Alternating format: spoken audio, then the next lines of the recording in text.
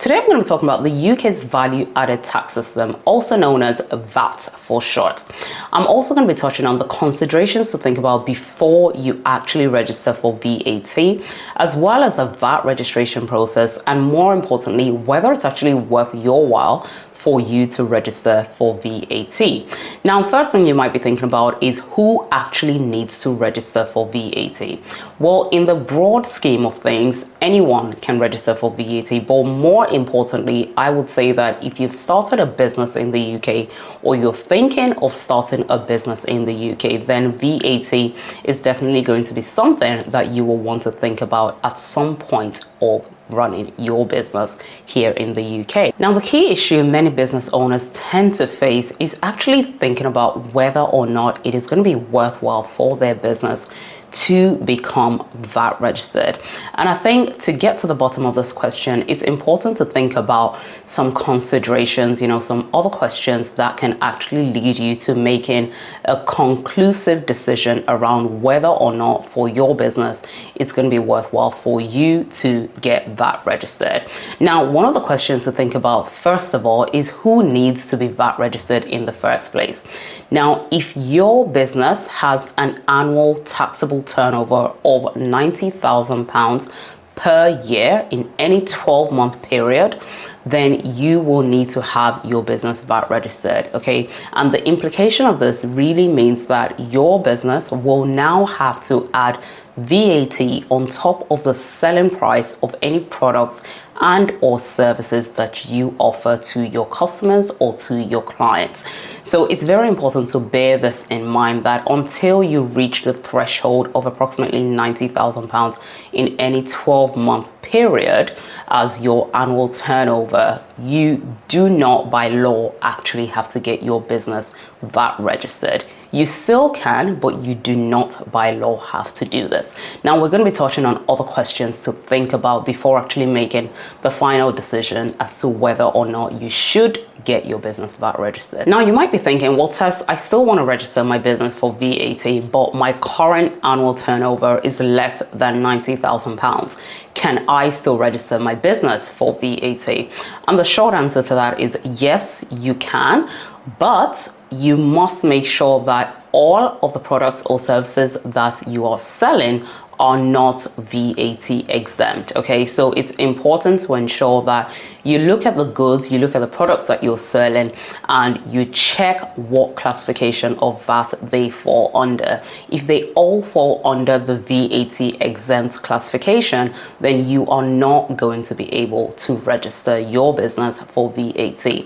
However, if some of the products and services that you're selling fall into other classifications of VAT except from the exempt category, then you would still be able to voluntarily register your business for VAT despite not actually meeting the threshold of £90,000 as your annual turnover. Next thing you're going to want to consider is going to be, what are the downsides to actually having your business VAT registered in the UK? It's all well and good wanting to actually have your business VAT registered, but you have to consider what are the cons, okay? What are the disadvantages that might happen as a result of you actually choosing to have your business VAT registered in the UK? The first one to really think about is the fact that your prices are going to be much higher. Okay, so remember earlier on in the video, I spoke about the fact that when you become VAT registered, this basically means that the selling price of your products, your services, your goods, whatever it is that you're selling to your clients, to your customers, will now have an extra percentage added onto it to account for the VAT that you are now going to have to charge and effectively pay back to HMRC. So this is something to think about, because if none of your customers are also VAT registered, then it means that they are not going to be able to reclaim whatever VAT it is that they pay to you as a business. It's also going to be worthwhile to think about how this change could potentially impact your business's cash flow. So many customers might get put off when they look at your business and they see that your prices, your selling prices are slightly much higher than a competitor's price, and this is mainly as a result of the fact that you are charging VAT. So this is one thing to consider, and I think it's important to flag this and how it could impact your business's finances overall. Now, the next downside most people fail to take into account is actually the amount of audits and inspections that they actually then open their business up to. Now, just like your tax return for your business, when your business becomes VAT registered, this basically means that HMRC can now basically take out regular inspections and carry out audits and inspections to ensure that, one, you are charging the correct amount of VAT, and two, more importantly, that you are paying to HMRC the appropriate amount, okay, the right amount of VAT back to HMRC. So thinking about the audits and inspection aspect of it, this can be a very slow but costly and very daunting process for many business owners. So if you are looking at your business and you think that you might not have that time to take stock properly of what VAT is being paid over to HMRC, what VAT your business is taking, then it might be worth not registering for VAT, you know, especially if you don't have to. That is, if you have to, then I would always recommend that you have an accountant help you work out the final details to ensure that your business is actually being compliant with HMRC's rules around VAT registrations. Next thing to think about is going to be the increased compliance that comes about as a result of actually registering your business for VAT.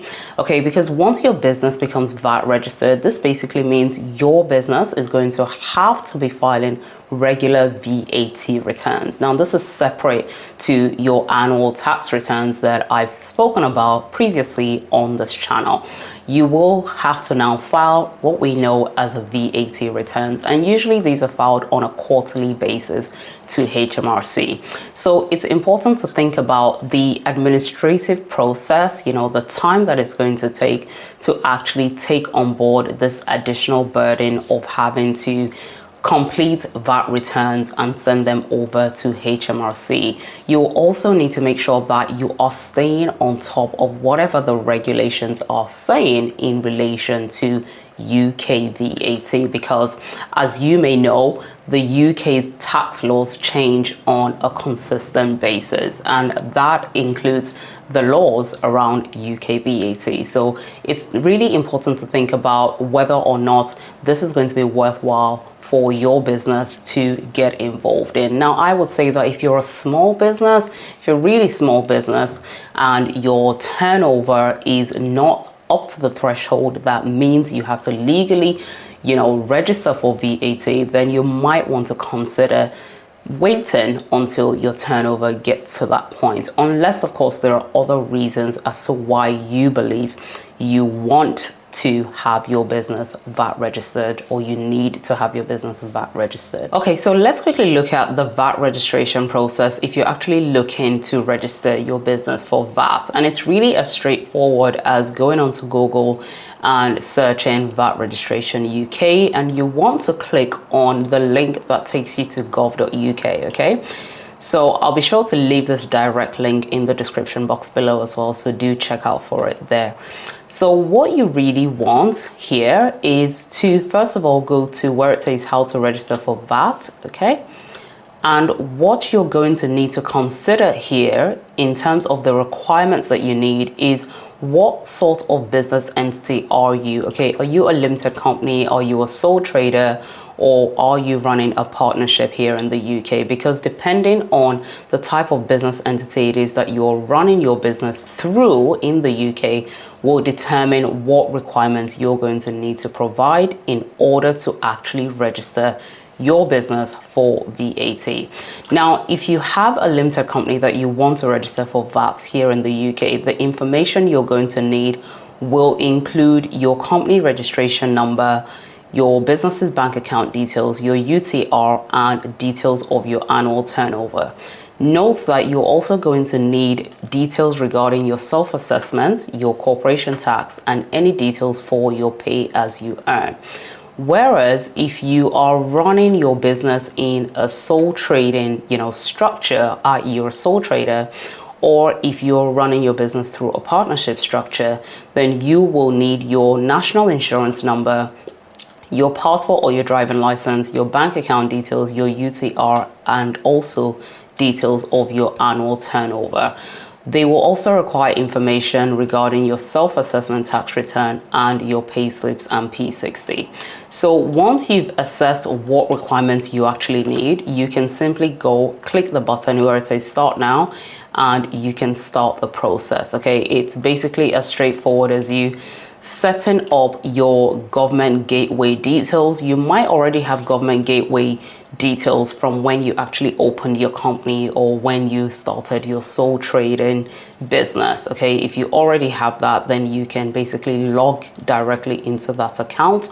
Otherwise, if you don't, it's very straightforward to simply create new government gateway details as well as the password by simply clicking on create sign in details. Once you've submitted that application, you should receive your 9-digit VAT registration number as well as some other key pieces of information regarding how to submit your first VAT return as well as how to set up your business tax account. Okay, so it's very important that you take stock of it. Otherwise, I'm very sure your accountant can help you with this as well. Is it actually worthwhile registering your business for VAT?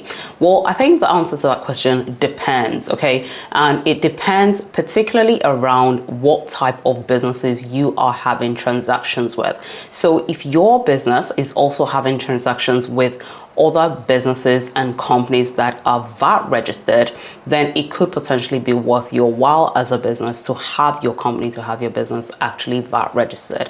However, if on the flip side, you are trading with customers and clients that are not VAT registered, then you want to take into account how the impact of your VAT registration will affect your prices.